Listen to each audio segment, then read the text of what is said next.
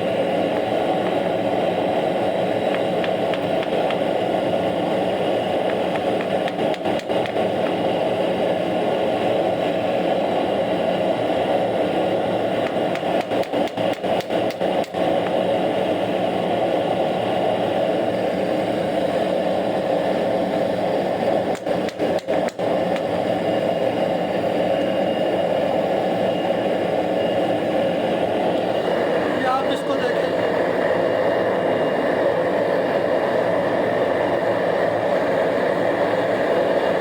ये तुरंत डालते ही ये देखें ये कली से भी कम टेम्परेचर पे आ गया लोहा।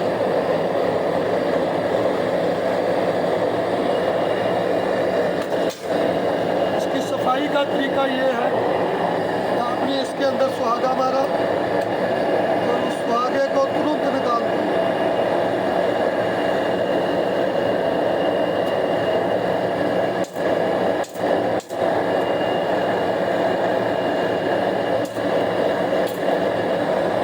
ये 50,000 रुपये की बोतल है आर्थो फास्फोरस मरक कंपनी की। ये देखिए इसको हम एक कोटाली को साफ करेंगे।